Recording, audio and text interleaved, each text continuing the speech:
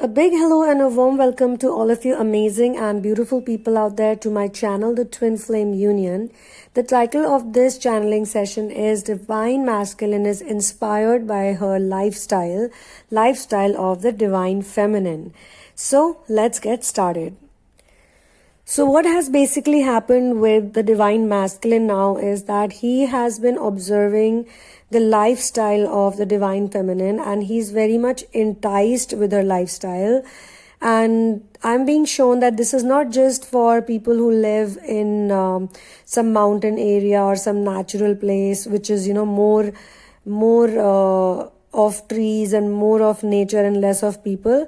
This is actually being shown for everyone. Even if you're in a city, even if you're in a metro, if you're in a small city, you're in a town, or you live in a village, wherever you live, wherever the Divine Feminine lives, the Divine Masculine is very much impressed, very much inspired, and very much enticed by her lifestyle. And he is telling this to her. They are together and he's telling this to her that, first of all, you are so beautiful. He's saying that to her. And the reason why I found you so beautiful is because of your lifestyle, because of the way you love, and because of the things you do, the things that you have created around you. I'm totally in love with it.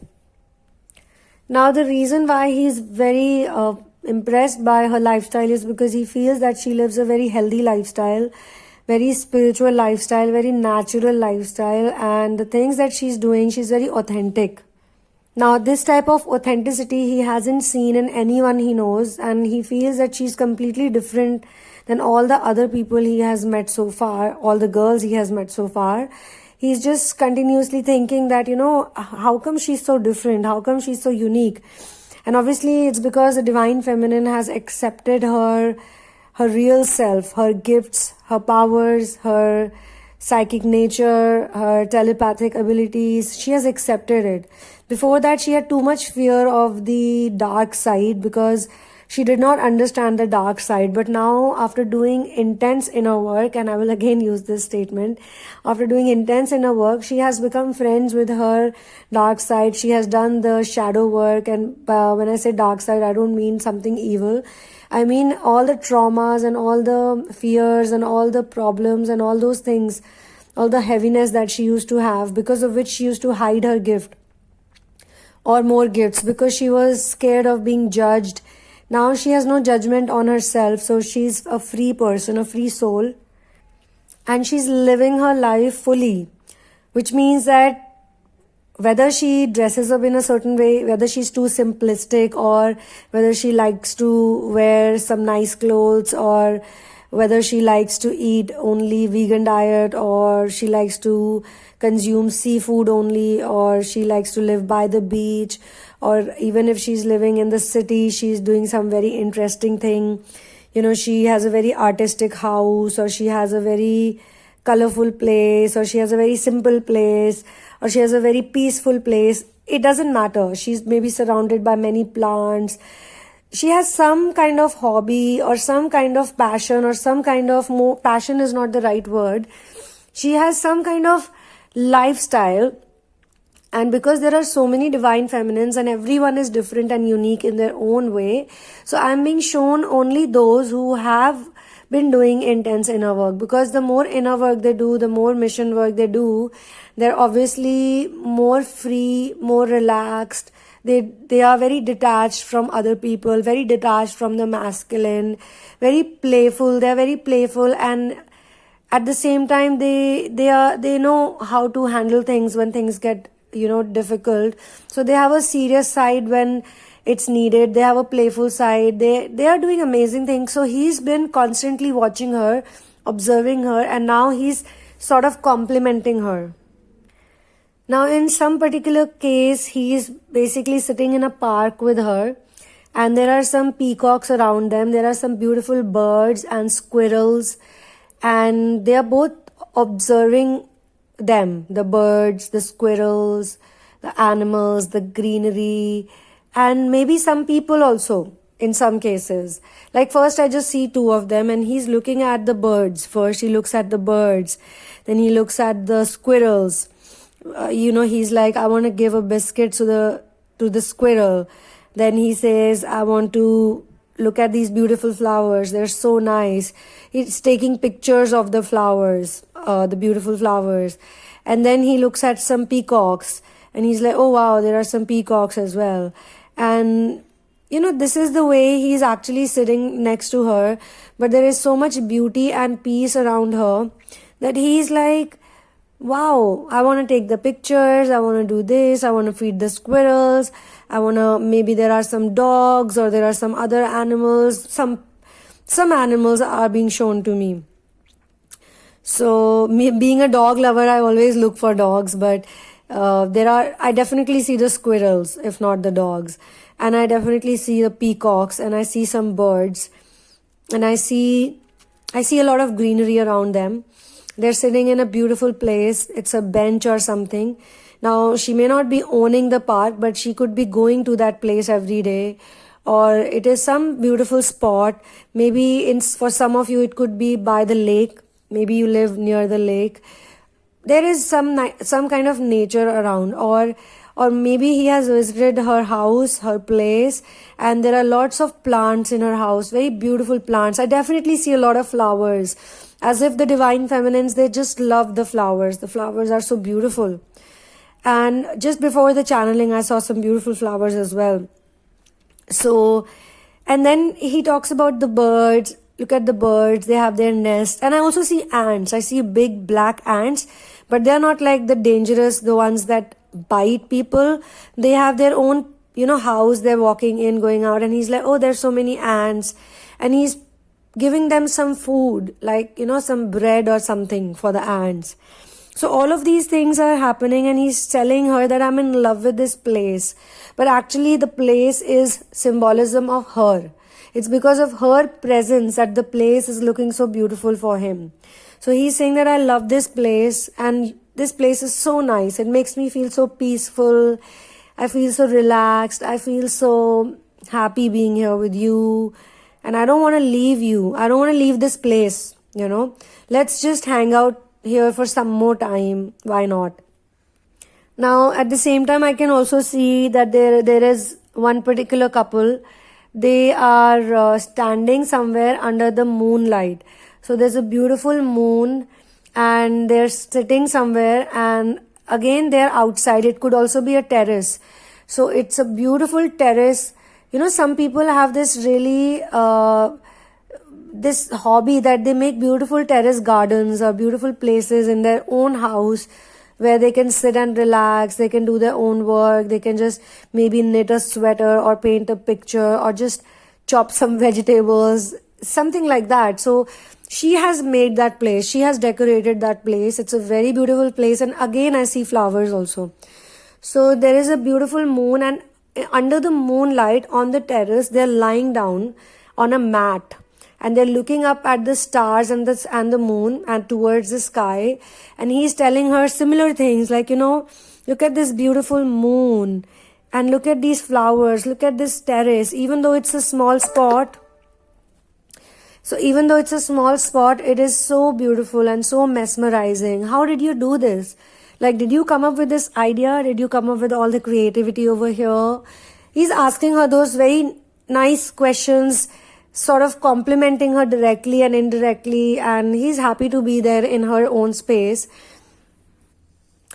Then I see one more scene where he is hanging out with her, he's spending time with her, and then he meets some people that she's working with, some people that she's doing a mission work with. Again, they are in a very natural place. There's a lot of greenery. He's talking to those people. And those people, after talking to those people, he says that, all these people around you, they're so nice and they're so loving, affectionate people.